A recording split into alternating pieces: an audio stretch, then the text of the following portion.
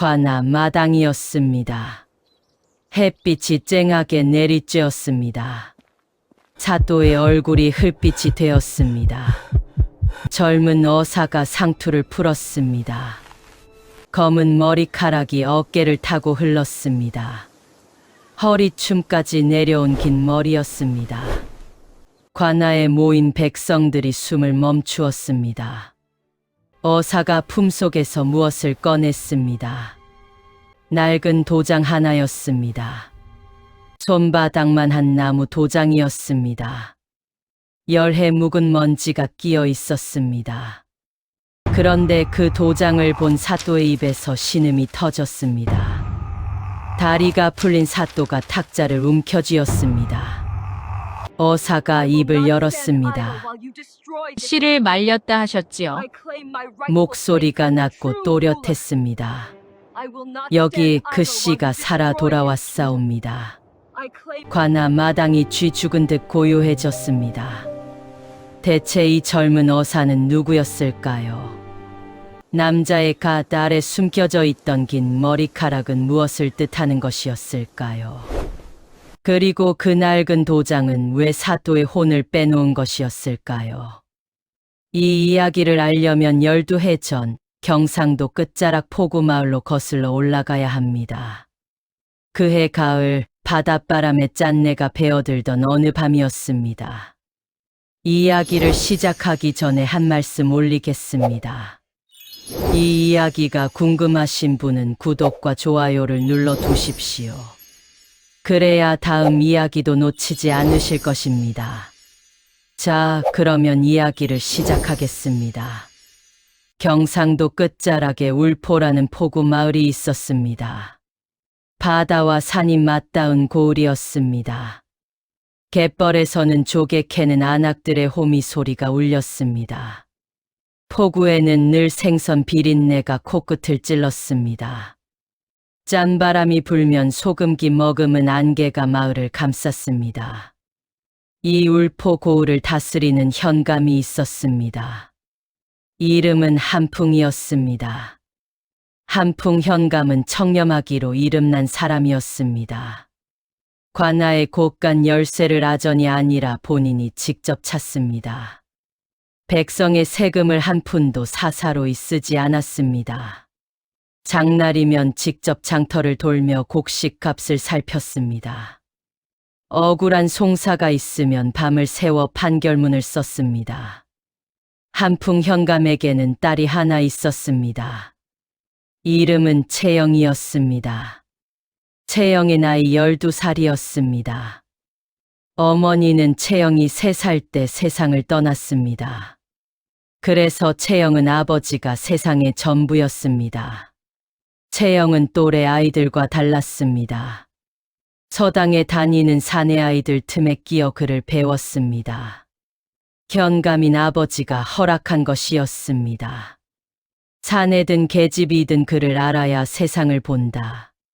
한풍 현감이 늘 하던 말이었습니다. 채영은 글재주가 남달랐습니다. 서당 훈장도 혀를 내둘렀습니다. 현감 대가씨가 서당 사내 아이 10명보다 낫구나.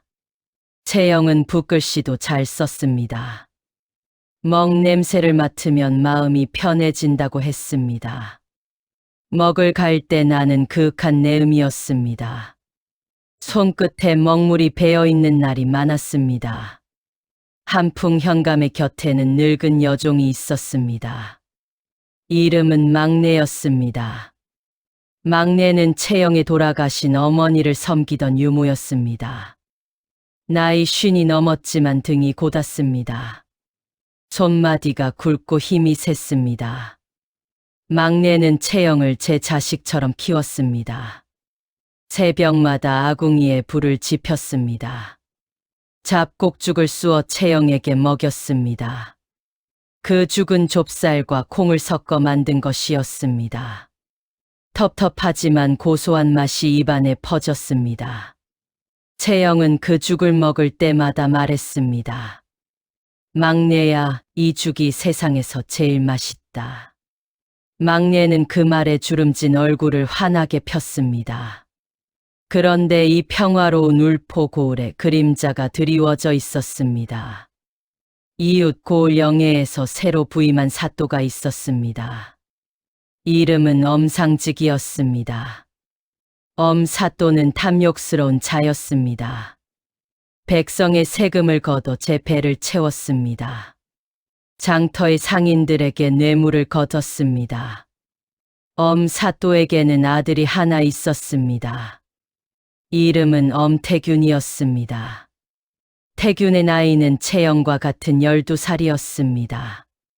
태균은 아버지와 달리 성품이 온순한 아이였습니다. 울포 서당에 다니며 채영과 함께 글을 배웠습니다. 태균은 채영의 글재주를 진심으로 부러워했습니다. 채영아, 너는 어찌 그리 글을 잘 쓰느냐? 채영은 웃으며 답했습니다. 아버지가 매일 밤 글을 읽어주시기 때문이야. 두 아이는 서당 마당에서 함께 뛰어놀았습니다. 가을이면 은행나무 아래서 열매를 주었습니다. 은행 껍질의 고약한 냄새가 손에 배었습니다. 그래도 두 아이는 까르르 웃었습니다. 그 웃음소리가 서당 담장 너머로 퍼졌습니다. 그때까지 채영은 몰랐습니다. 이 평화가 그해 겨울에 산산이 부서질 것을.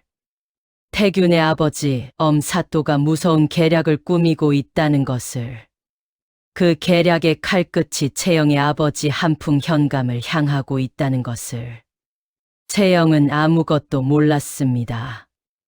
은행나무 아래서 웃고 있었습니다. 바닷바람이 불어왔습니다. 짠내 섞인 바람이었습니다.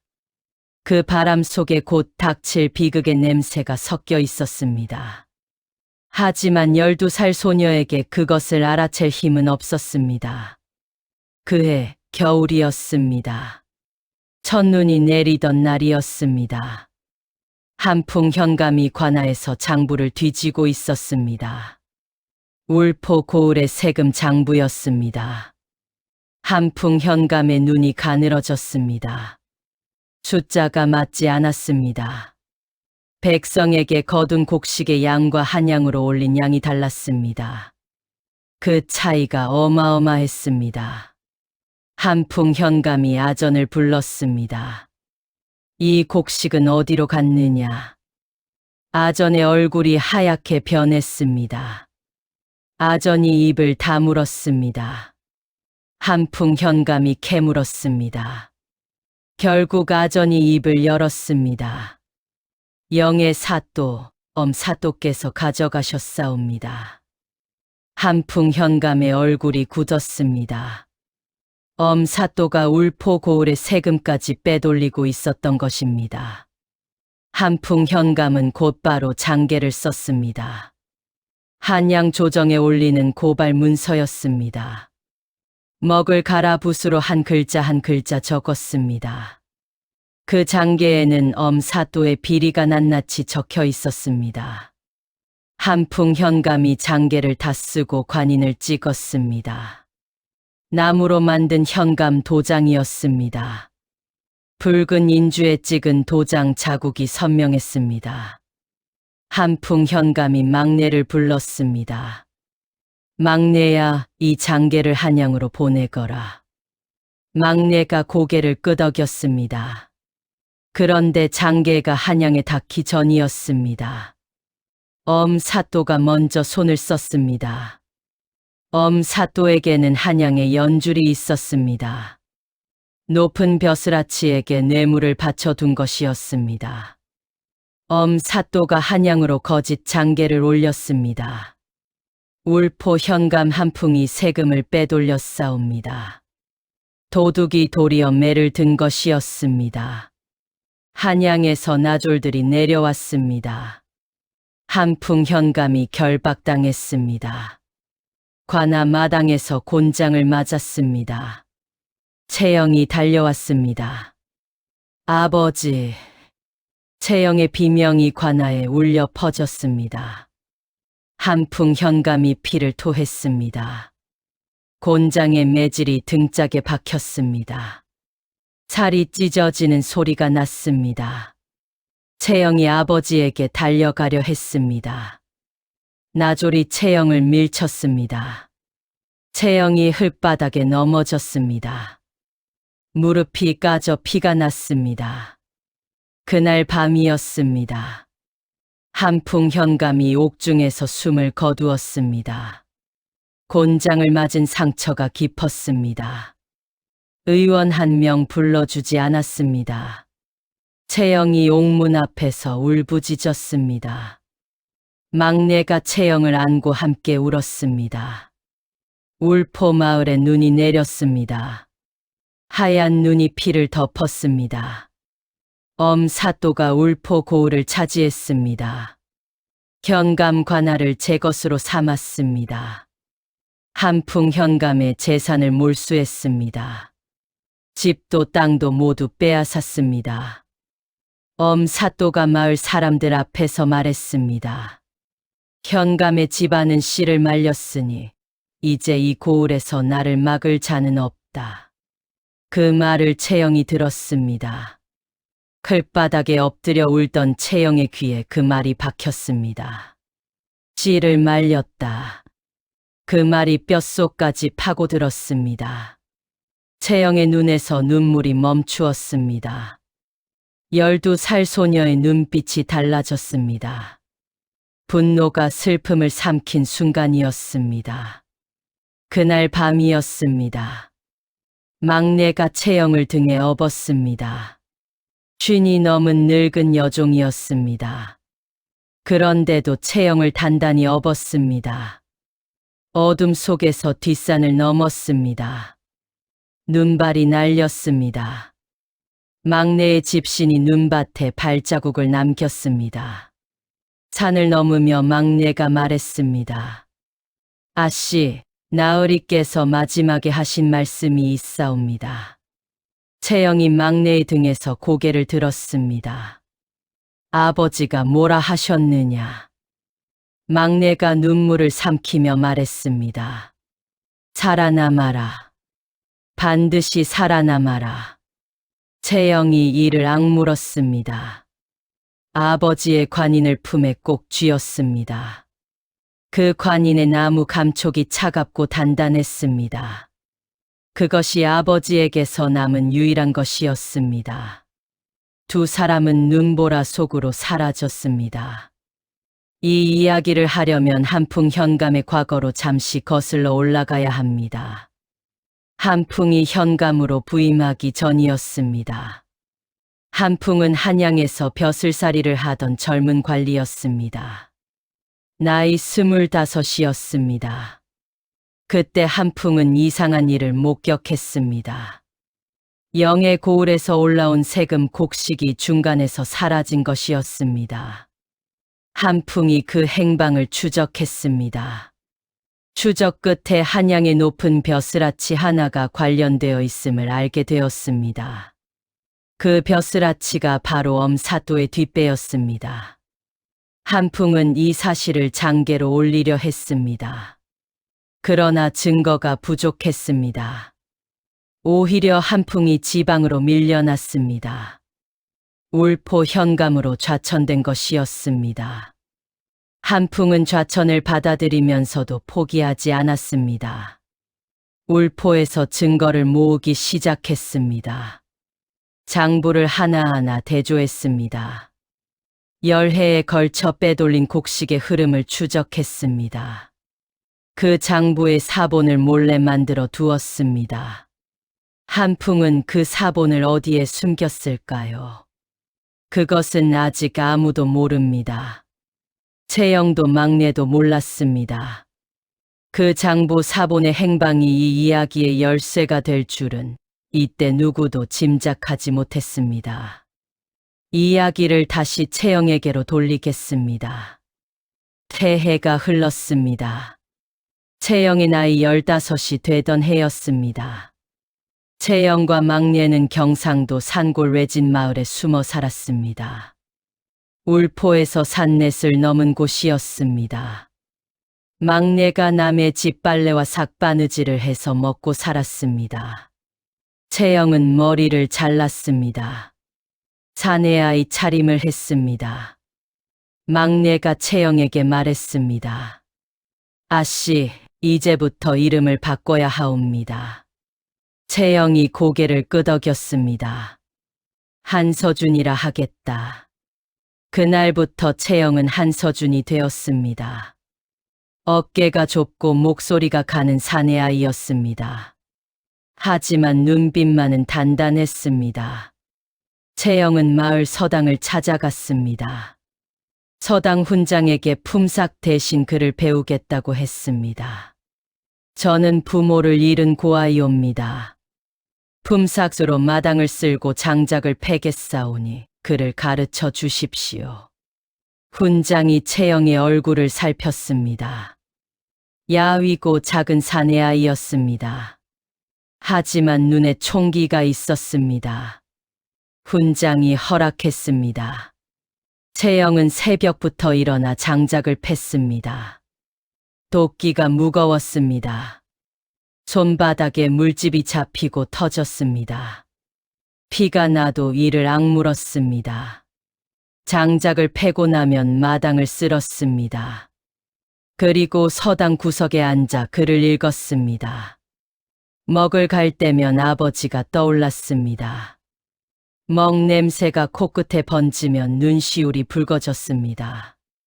하지만 채영은 울지 않았습니다. 이를 악물고 붓을 잡았습니다. 한 해가 더 흘렀습니다. 채영의 나이 16이었습니다. 채영의 글재주가 서당에서 소문이 났습니다. 훈장이 감탄했습니다. 서준이 녀석, 내가 본 아이들 중에 가장 뛰어나구나.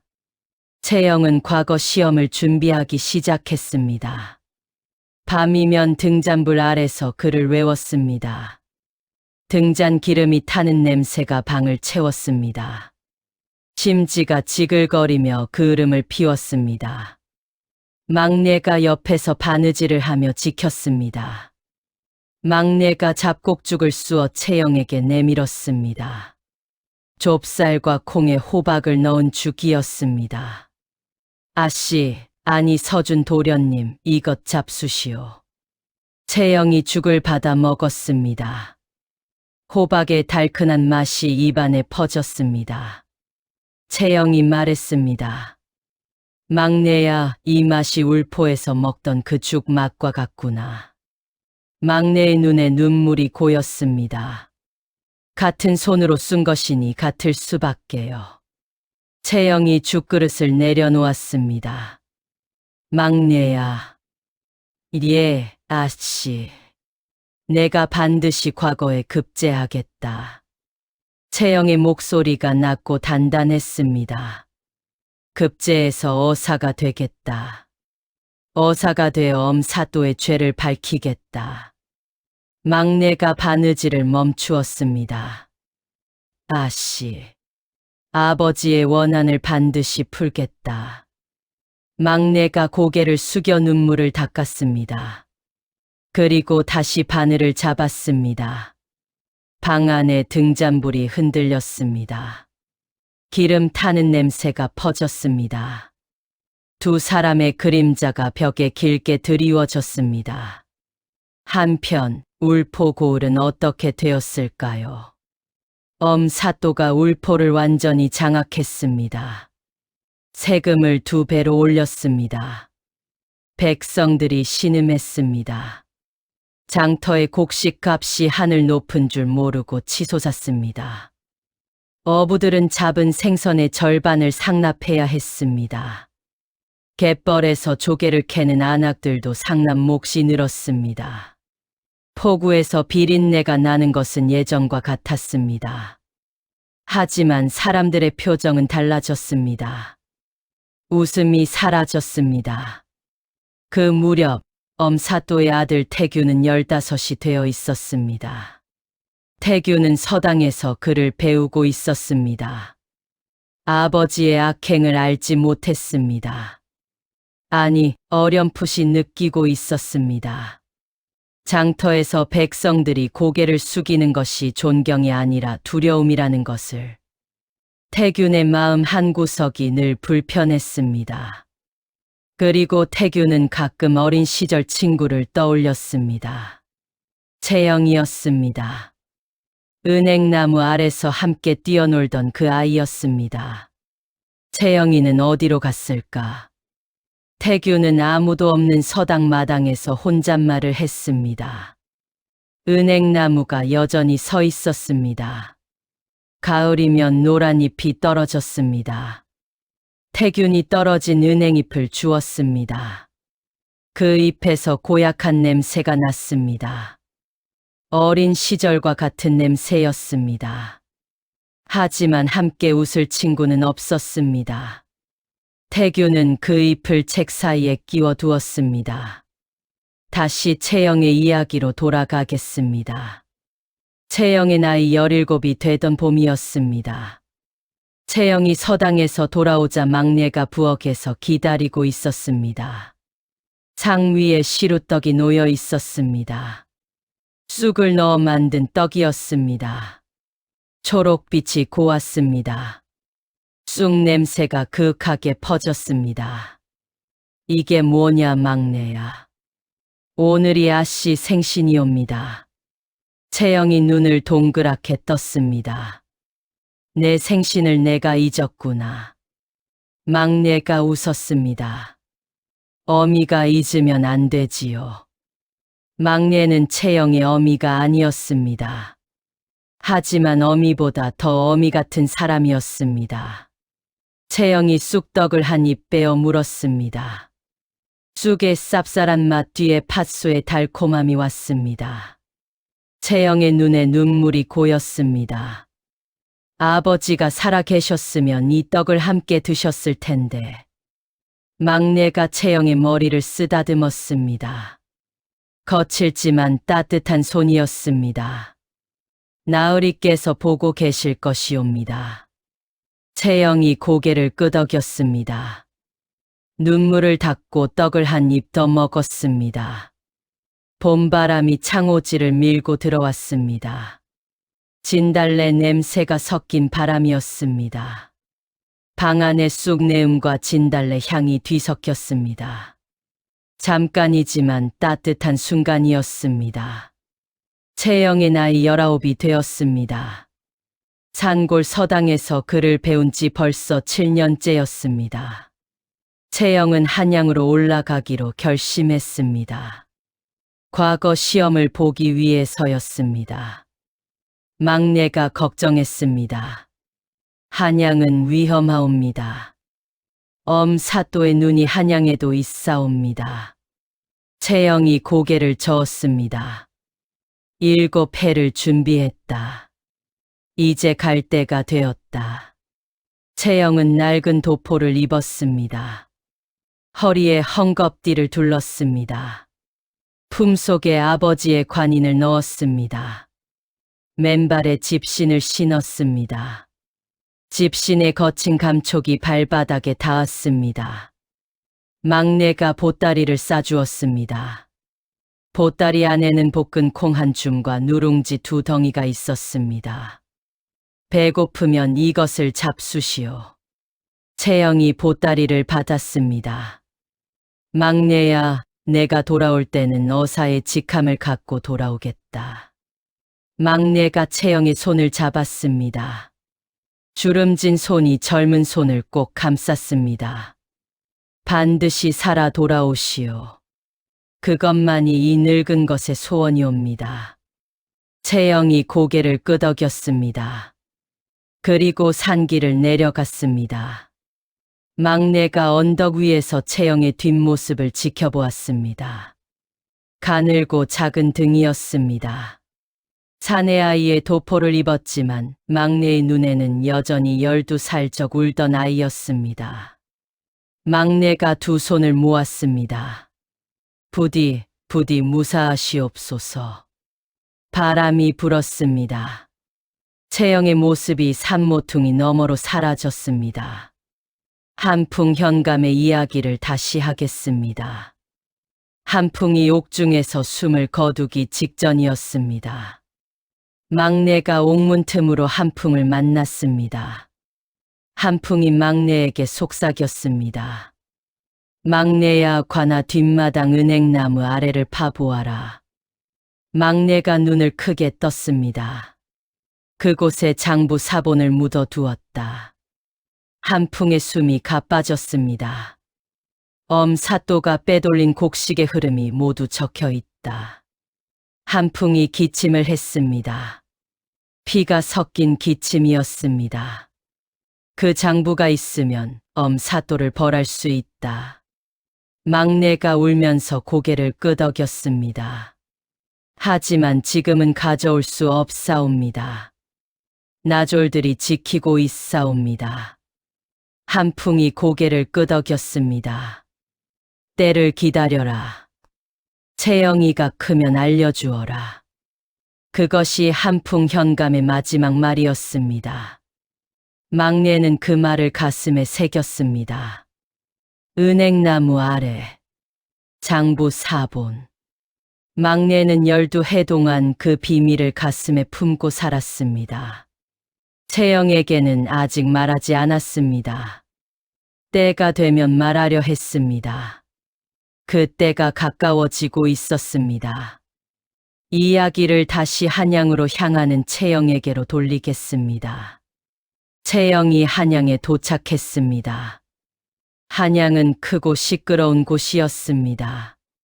장터에서는 국밥 끓이는 냄새가 피어올랐습니다. 소뼈를 고운 국물 냄새였습니다. 뜨거운 김이 솥에서 모락모락 올랐습니다. 채영의 배에서 꼬르륵 소리가 났습니다. 하지만 국밥 한 그릇 사 먹을 돈이 없었습니다. 볶은 콩을 씹으며 걸었습니다. 콩이 딱딱해서 이가 아팠습니다. 하지만 씹을수록 고소한 맛이 났습니다. 채영은 한양의 객주에서 머슴 노릇을 하며 지냈습니다. 낮에는 짐을 나르고 마구간을 치웠습니다.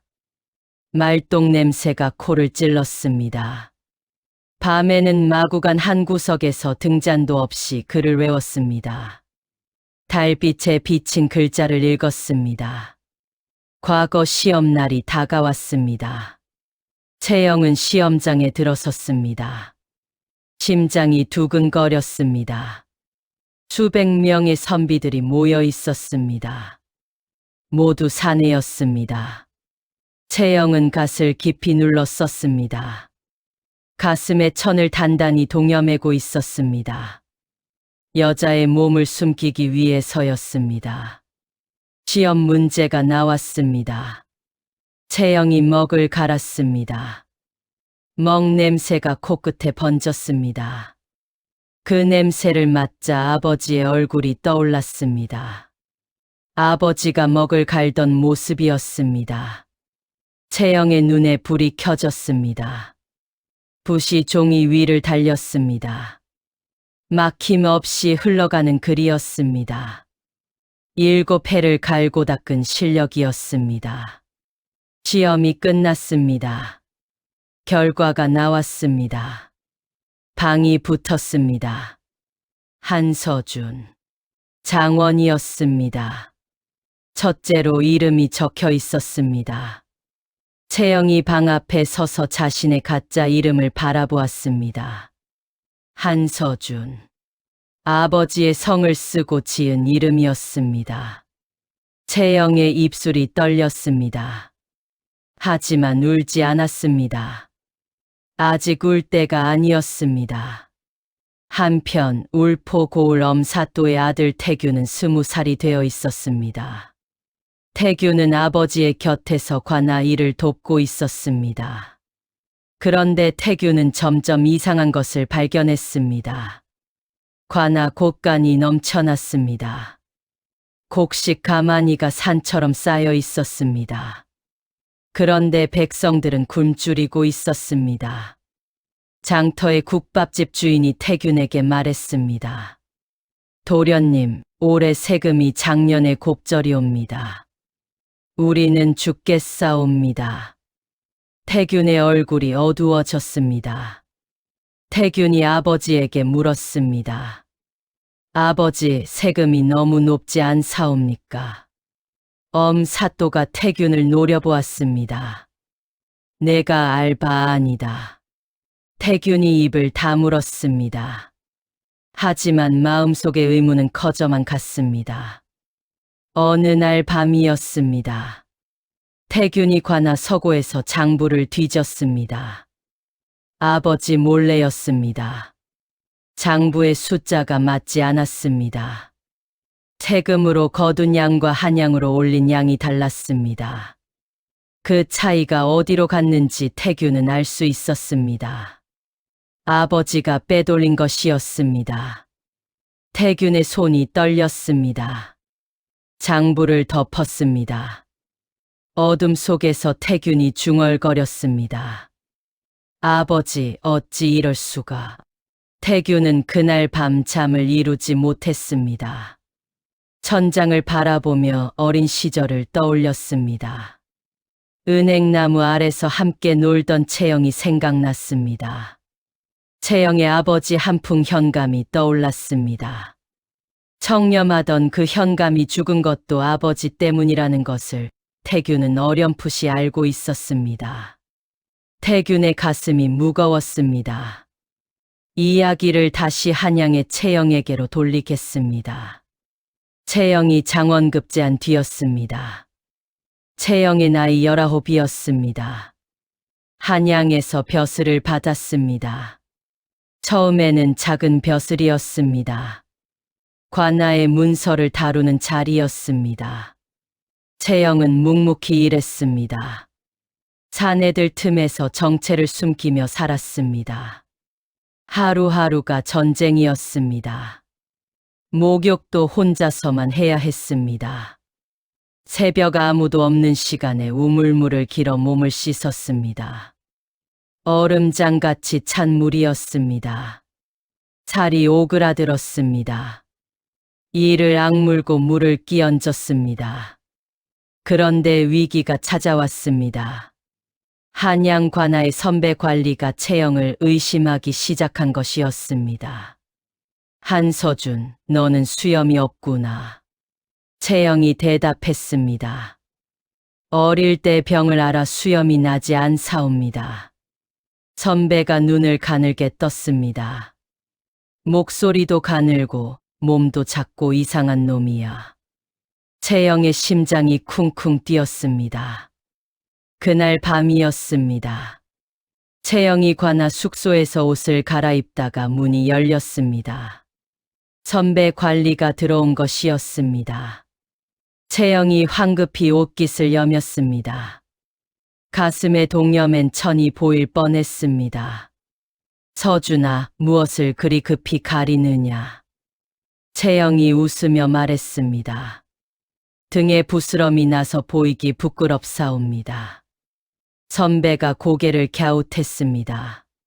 하지만 더 묻지는 않았습니다. 채영이 문을 닫고 혼자 남았습니다. 등에 식은땀이 흘렀습니다. 손이 떨렸습니다. 채영이 품에서 관인을 꺼냈습니다. 아버지의 도장이었습니다. 나무결이 닳아 매끄러웠습니다. 10해 넘게 품에 품고 있었으니 손때가 베어 있었습니다.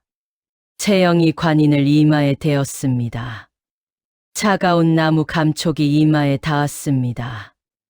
아버지, 조금만 더 버티겠사옵니다. 눈물이 한 방울 떨어졌습니다. 관인 위에 떨어진 눈물이었습니다. 하지만 채영은 곧 눈물을 닦았습니다. 울면 안 되었습니다. 여기서 들키면 모든 것이 끝이었습니다.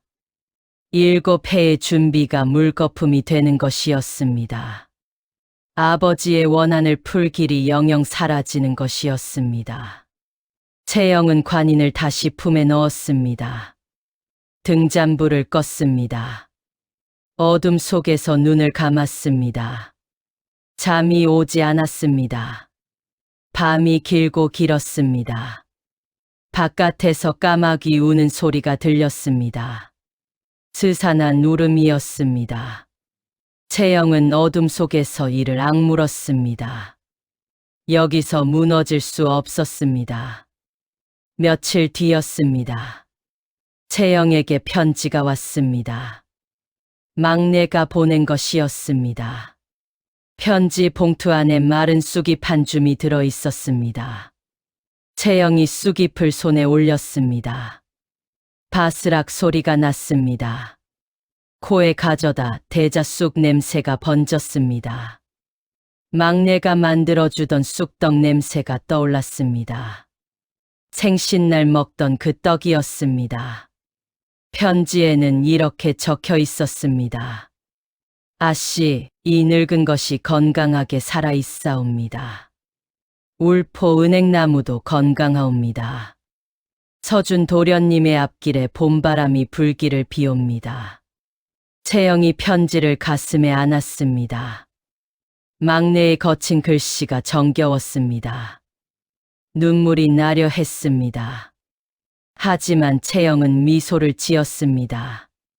막내가 살아있다. 은행나무가 살아있다. 그것만으로 충분했습니다. 채영이 다시 일어섰습니다. 쑥잎 한 줌을 품에 넣었습니다. 관인과 함께였습니다. 아버지의 도장과 막내의 쑥잎이었습니다. 두 가지가 채영의 힘이었습니다. 채영은 다시 걸어가기 시작했습니다. 절망에서 희망으로 천천히 한 걸음씩. 두 해가 더 흘렀습니다. 채영의 나이 21가 되었습니다. 채영은 한양에서 꾸준히 공을 세웠습니다. 문서를 다루는 솜씨가 뛰어났습니다. 글을 잘 쓸 뿐 아니라 눈썰미가 밝았습니다. 장부의 빈틈을 찾아내는데 귀신 같았습니다. 상관이 채영을 눈여겨보았습니다. 한서준, 내 눈이 장부의 거짓을 귀신같이 잡아내는구나. 채영이 고개를 숙였습니다. 그저 꼼꼼히 살펴볼 뿐이옵니다. 그러던 어느 날이었습니다. 조정에서 소식이 내려왔습니다. 경상도 포구 고을 일대에 암행어사를 보내라는 명이었습니다. 그 고을이 바로 울포였습니다. 사또가 다스리는 그 고을이었습니다. 채영의 심장이 멈추는 듯했습니다. 열해를 기다린 순간이었습니다. 채영이 자원했습니다. 제가 가겠사옵니다. 상관이 고개를 끄덕였습니다. 내가 적입니다. 장부의 발근이 비리를 찾아내기에 알맞다. 채영은 암행어사의 직함을 받았습니다. 마패와 봉서를 받았습니다. 나라에서 내려준 비밀 임무였습니다. 채영이 마패를 손에 쥐었습니다. 나무로 만든 패였습니다. 말 5匹를 동원할 수 있는 오마패였습니다. 무겁고 단단한 감촉이었습니다. 채영이 마패를 바라보았습니다. 그리고 품에서 아버지의 관인을 꺼냈습니다. 왼손의 마패, 오른손의 관인이었습니다. 두 개의 나무 도장이 손 안에서 부딪혔습니다. 딱 하는 소리가 났습니다. 작은 소리였습니다. 하지만 채영에게는 천둥같이 들렸습니다. 열해 전 아버지가 찍었던 도장이었습니다. 이제 딸이 새로운 도장을 들었습니다. 채영의 눈에 불이 켜졌습니다. 아버지, 이제 갑니다. 채영은 한양을 떠났습니다. 경상도로 향했습니다. 울포를 향해 걸었습니다. 산길을 넘고 고개를 넘었습니다. 집신이 닳아 발바닥이 까졌습니다. 그래도 걸었습니다. 걸으면서 채영은 먼저 막내에게 밀서를 보냈습니다. 막내야, 내가 간다. 울포 관아 뒷마당 은행나무 아래를 파두어라. 막내가 밀서를 받았습니다. 12해 전 한풍 현감이 마지막으로 남긴 말이었습니다. 은행나무 아래. 장부 4본. 막내의 늙은 손이 떨렸습니다. 드디어 때가 왔구나. 막내는 그날 밤 몰래 관아 뒷마당으로 갔습니다. 은행나무는 여전히 서 있었습니다. 가을이라 잎이 떨어져 있었습니다. 노란 잎 위에 달빛이 내려앉았습니다. 막내가 호미로 나무 밑을 팠습니다. 흙을 파고 또 팠습니다. 손톱이 깨졌습니다.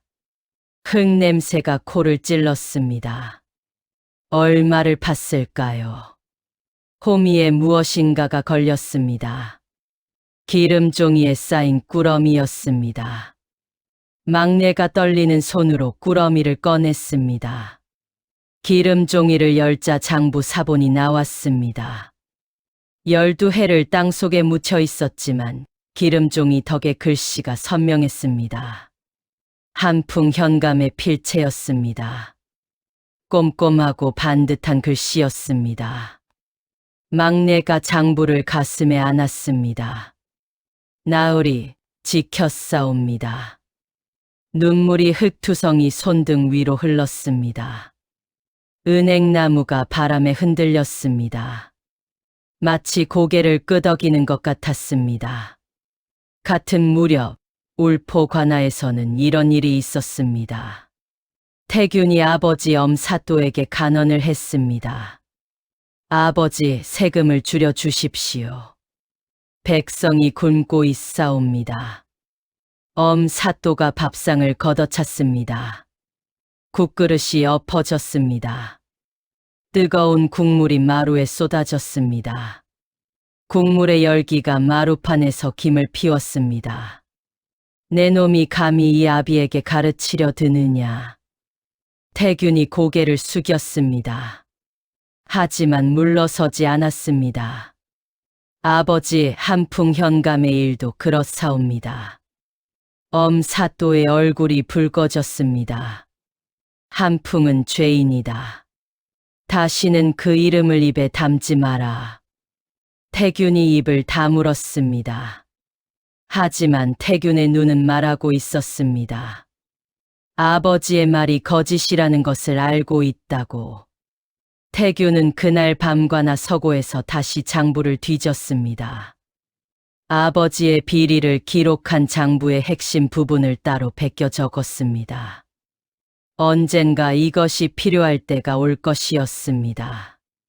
태균은 아직 몰랐습니다. 그 때가 바로 코앞에 와 있다는 것을. 이야기를 다시 울포로 향하는 채영에게로 돌리겠습니다. 채영이 울포에 도착했습니다. 열해 만이었습니다. 폭우의 짠바람이 코끝을 스쳤습니다.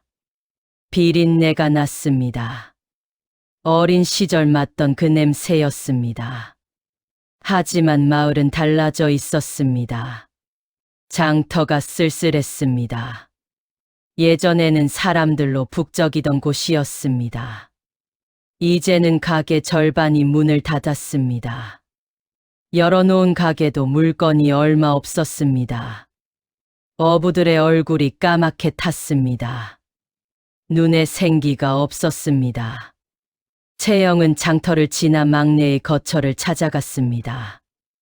마을 끝자락 허름한 토담집이었습니다. 막내가 문을 열었습니다. 열해 만에 보는 막내의 얼굴이었습니다. 주름이 깊어졌습니다. 허리가 조금 굽었습니다. 하지만 눈빛은 여전히 맑았습니다. 아씨. 막내의 목소리가 떨렸습니다. 채영이 막내를 안았습니다. 두 사람이 말없이 끌어안았습니다. 한참을 울었습니다. 막내가 품에서 기름종이 꾸러미를 꺼냈습니다. 한풍 현감의 장부 사본이었습니다. 채영이 장부를 받았습니다. 한 장 한 장 넘겼습니다. 아버지의 글씨가 눈에 들어왔습니다. 꼼꼼하고 반듯한 필체였습니다. 채영의 손이 떨렸습니다. 아버지, 장부에는 엄사또가 빼돌린 곡식의 양이 낱낱이 적혀 있었습니다. 날짜별, 항목별로 정리되어 있었습니다. 열해치 비리의 증거였습니다. 채영이 장부를 가슴에 안았습니다. 이제 모든 것이 갖추어졌다. 채영의 눈에 불이 켜졌습니다. 내일이면 관아에 들어가야 했습니다. 열해를 기다린 그날이었습니다. 이 이야기를 하려면 한풍 현감이 세상을 떠나기 이틀 전으로 거슬러 올라가야 합니다. 엄사또가 한풍을 가두기 직전이었습니다. 한풍은 이미 위험을 예감하고 있었습니다. 한풍이 그날 밤 관아 뒷마당에서 흙을 팠습니다.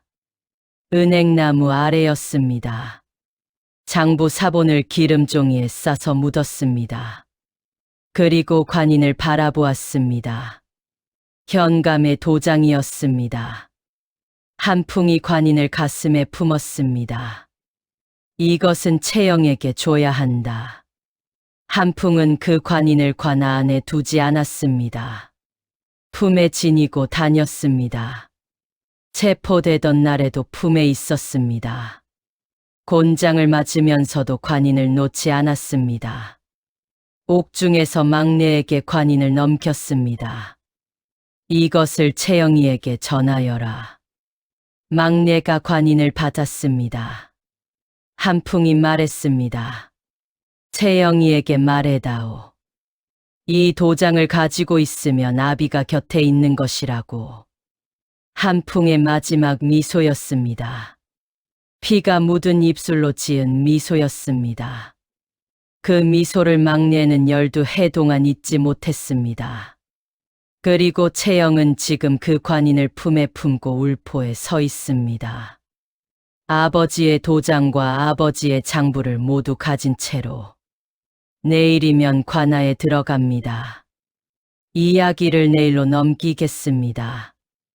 이튿날 아침이었습니다. 울포 관아 마당에 북소리가 울렸습니다. 둥둥둥. 깊고 무거운 북소리였습니다. 관아에 사람들이 모이기 시작했습니다. 엄사또가 관복을 입고 나왔습니다. 이맛살을 찌푸렸습니다. 무슨 소란이냐. 관아 대문이 열렸습니다. 젊은 관리 하나가 걸어 들어왔습니다. 갓을 쓰고 도포를 입은 사내였습니다. 키가 크지 않았습니다. 어깨가 넓지 않았습니다. 하지만 걸음걸이가 흔들림 없이 단단했습니다. 엄사또가 물었습니다. 누구냐? 젊은 관리가 입을 열었습니다. 암행어사 한서준이옵니다. 관아가 술렁였습니다. 암행어사라는 말에 아전들의 얼굴이 하얗게 변했습니다. 엄사또의 눈이 가늘어졌습니다. 암행어사, 어디 마패를 보자. 채영이 마패를 꺼내 보였습니다. 엄사또가 마패를 확인했습니다. 진짜 마패였습니다. 엄사또의 입꼬리가 실룩거렸습니다. 하지만 태연한 척했습니다. 어사께서 무슨 일로 이 고을을 찾으셨소? 채영이 말했습니다. 이 고을의 세금 장부를 조사하러 왔사옵니다. 엄사또의 눈빛이 흔들렸습니다. 하지만 금세 미소를 지었습니다. 하하, 장부라면 얼마든지 보여드리리다. 이 고을에는 부정이 없소. 채영이 고개를 끄덕였습니다. 그러하다면 이 장부와 대조해 보시지요. 채영이 품에서 기름종이에 쌓인 장부 사본을 꺼냈습니다. 한풍 현감의 장부 사본이었습니다. 엄사또의 얼굴에서 웃음이 사라졌습니다. 그것은 채영이 장부를 펼쳤습니다. 12해 전 울포 현감 한풍이 남긴 장부 사본이옵니다. 엄사또의 얼굴이 흙빛이 되었습니다. 관아 마당이 쥐 죽은 듯 고요해졌습니다. 그때였습니다. 관아 뒤편에서 늙은 여인이 걸어 나왔습니다. 막내였습니다. 허리가 굽은 노파였습니다. 하지만 눈빛이 불처럼 타오르고 있었습니다. 막내가 외쳤습니다. 이 아이가 그날 밤 제가 등에 업고 산을 넘은 현감대가 씨옵니다. 관아에 모인 사람들이 웅성거렸습니다. 현감대가 씨. 여자. 어사가 여자라고? 그 순간이었습니다. 채영이 천천히 손을 올렸습니다. 갓을 벗었습니다. 상투를 묶은 끈을 풀었습니다. 검은 머리카락이 풀려내렸습니다. 어깨를 지나 허리까지 흘러내렸습니다. 긴 머리카락이 가을 바람에 날렸습니다. 3초. 관아 마당이 얼어붙었습니다. 5초. 아무도 숨을 쉬지 않았습니다. 바람 소리만 들렸습니다.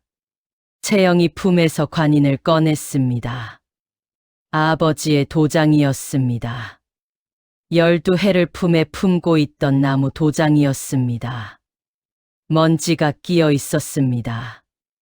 모서리가 닳아 있었습니다. 하지만 거기 새겨진 울포현감이라는 글자는 선명했습니다. 채영이 관인을 엄사또의 탁자 위에 놓았습니다. 탁 하고 나무끼리 부딪히는 소리가 났습니다. 채영이 입을 열었습니다. 씨를 말렸다 하셨지요. 목소리가 낮고 또렷했습니다. 엄사또의 입에서 신음이 터졌습니다. 여기 그 씨가 살아 돌아왔사옵니다. 엄사또. 엄사또의 다리가 풀렸습니다. 탁자를 움켜쥐었습니다. 하지만 서 있을 수 없었습니다. 무릎이 꺾였습니다. 마당 한쪽에 서 있던 태균의 얼굴을 보겠습니다. 태균의 눈이 크게 떠져 있었습니다. 입이 벌어져 있었습니다. 채영. 어린 시절 은행나무 아래서 함께 놀던 그 아이였습니다. 남자가 아니라 여자였습니다. 살아 있었습니다. 어사가 되어 돌아왔습니다. 태균의 눈에서 눈물이 흘렀습니다. 관아 마당에 모인 백성들의 반응이었습니다. 늙은 어부 한 사람이 무릎을 꿇었습니다. 한풍 현감의 딸이 조개 캐던 안악이 입을 막고 울었습니다. 장터의 국밥집 주인이 두 손을 모았습니다. 사람들이 하나둘 무릎을 꿇기 시작했습니다. 채영이 돌아보지 않았습니다. 엄사또만 바라보고 있었습니다. 눈빛이 불처럼 타올랐습니다. 바로 이 순간이었습니다. 채영이 장부 사본을 한 장 더 펼쳤습니다. 그 장에는 한풍 현감이 마지막으로 적은 글이 있었습니다. 이 장부는 엄상직이 10해에 걸쳐 빼돌린 세금의 기록이다. 내가 이것을 밝히려다 죽임을 당하더라도 이 글이 세상에 나오는 날 진실은 바로 설 것이다. 딸 채영아, 살아남아라. 채영이 그 글을 소리내어 읽었습니다. 아버지의 글이었습니다. 아버지의 마지막 글이었습니다. 채영의 목소리가 떨렸습니다. 하지만 끝까지 읽었습니다. 관아 마당에 울음소리가 퍼졌습니다. 백성들이 울었습니다. 막내가 울었습니다. 태균이 울었습니다. 엄사또만 울지 못했습니다. 흙빛 얼굴로 바닥에 엎드려 있었습니다. 채영이 마패를 높이 들었습니다. 아맹어사 출두요. 관아 마당에 그 소리가 울려 퍼졌습니다. 포졸들이 달려왔습니다. 채영이 명했습니다. 엄상직을 결박하라. 포졸들이 엄사또에게 다가갔습니다. 엄사또가 발악했습니다. 내가 누구인지 아느냐? 한양에 나의 뒷배가 있다. 감히. 채영이 고개를 돌리지 않았습니다. 한양의 뒷배도 함께 장계를 올려 다스리겠사옵니다. 엄사또의 얼굴이 일그러졌습니다. 포졸들이 엄사또를 결박했습니다. 새끼줄이 팔을 조였습니다. 엄사또가 비명을 질렀습니다. 하지만 아무도 그를 동정하지 않았습니다. 그때였습니다. 태균이 앞으로 걸어 나왔습니다. 엄사또가 소리쳤습니다. 태균아, 이 아비를 구하여라. 태균이 멈추었습니다. 아버지를 바라보았습니다. 그리고 품에서 무엇을 꺼냈습니다. 장부였습니다. 태균이 밤마다 아버지 몰래 베껴 적은 빌이 장부였습니다. 엄사또의 눈이 커졌습니다. 태균아, 내가. 태균이 장부를 채영 앞에 내려놓았습니다. 무릎을 꿇었습니다. 어사, 이것은 아버지가 최근 3년간 빼돌린 곡식의 기록이옵니다. 한풍 현감의 장부 사본과 대조하시면 12해 전부터 지금까지의 비리가 모두 드러날 것이옵니다. 관아가 다시 한번 술렁였습니다. 아들이 아버지를 고발한 것이었습니다. 엄사또가 울부짖었습니다. 이 불효자야, 내가 감히 아비를. 태균이 고개를 들었습니다. 눈물이 흘렀습니다. 하지만 목소리는 단단했습니다. 아버지 불효라 하시더라도 할 말은 해야겠사옵니다. 태균이 채영을 바라보았습니다. 채영아. 채영이 태균을 보았습니다.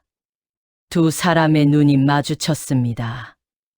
열해 만이었습니다. 은행나무 아래서 놀던 아이들이 이제 21의 어른이 되어 관아 마당에 서 있었습니다. 태균이 말했습니다. 미안하다. 내 아버지의 일을 알고도 아무것도 하지 못했다. 채영이 고개를 저었습니다. 지금 이 자리에 선 것으로 충분하다. 채영이 포졸들에게 명했습니다. 엄상직의 죄목을 읽어라.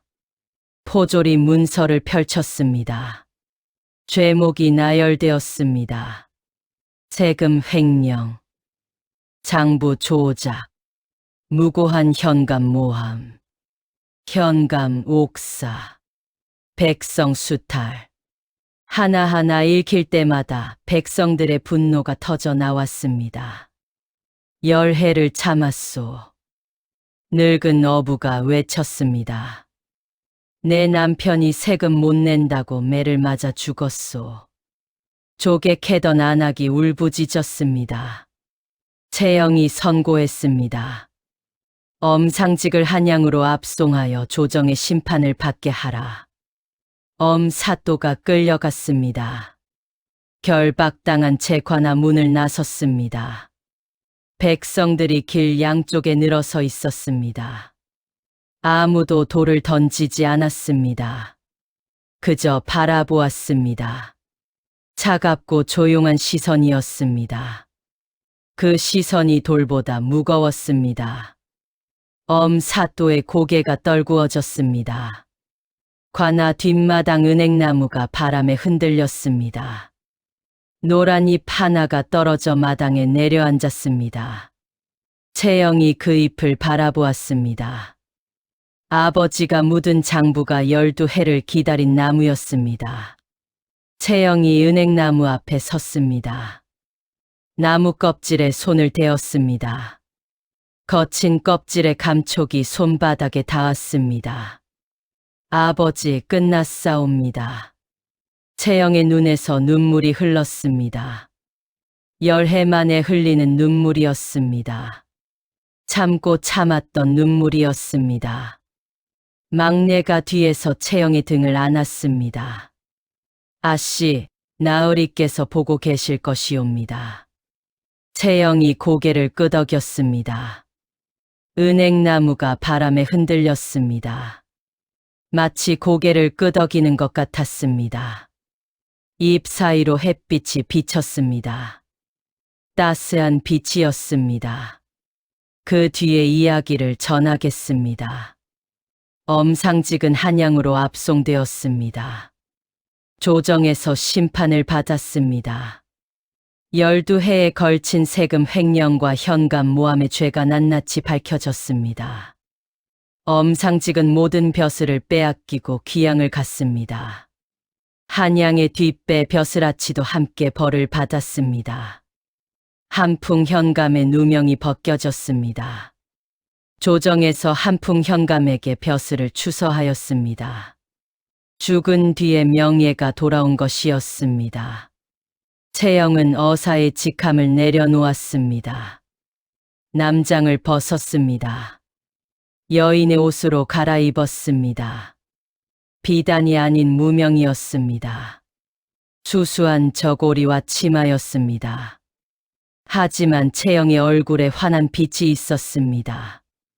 10해 만에 자기 이름으로 살게 된 것이었습니다.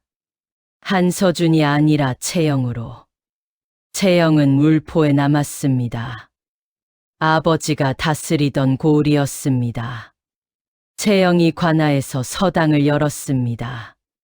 사내 아이뿐 아니라 계집 아이도 받아들였습니다. 사내든 계집이든 그를 알아야 세상을 본다. 아버지가 늘 하던 말이었습니다. 채영이 그 말을 그대로 실천했습니다. 막내는 서당 부엌에서 아이들에게 죽을 쑤어 먹였습니다. 잡곡에 호박을 넣은 죽이었습니다. 아이들이 맛있다고 했습니다. 막내가 웃었습니다. 그리고 태균의 이야기를 마무리하겠습니다. 태균은 아버지의 죄를 고발한 뒤 벼슬길에 나서지 않았습니다. 울포에 남아 포구에서 어부들을 도왔습니다. 그물을 깁고 배를 수리했습니다. 아버지의 죄를 갚기 위해서라고 했습니다. 어느 날이었습니다. 태균이 서당 앞을 지나가다 채영을 만났습니다. 은행나무 아래였습니다. 가을이라 노란 잎이 떨어져 있었습니다. 은행 껍질에 고약한 냄새가 났습니다. 어린 시절과 같은 냄새였습니다. 태균이 웃었습니다. 채영도 웃었습니다. 두 사람은 한참 동안 은행나무를 올려다보았습니다. 아무 말도 하지 않았습니다. 말이 필요 없었습니다. 훗날 채영과 태균이 혼인했다는 이야기가 전해집니다. 원수의 아들과 원수의 딸이 부부가 된 것이었습니다. 기이한 인연이었습니다. 하지만 두 사람은 서로의 아픔을 알았습니다. 그래서 함께 살 수 있었습니다. 은행나무 아래서 시작된 인연이 은행나무 아래서 다시 이어진 것이었습니다. 포구에서 짠바람이 불어왔습니다. 비린내가 섞인 바람이었습니다. 하지만 이제는 그 바람이 따뜻하게 느껴졌습니다. 막내는 늙은 몸으로 부엌에서 죽을 쑤다가 말했습니다. 나으리, 보고 계시옵니까? 아씨가 잘 살고 있사옵니다. 주름진 얼굴에 미소가 번졌습니다. 죽 끓는 냄새가 부엌을 채웠습니다. 호박과 좁쌀의 고소한 향이었습니다. 그 냄새가 서당 마당까지 퍼졌습니다. 은행나무 잎 사이로 햇빛이 비쳤습니다. 따스한 빛이었습니다. 이 이야기는 여기서 끝이옵니다.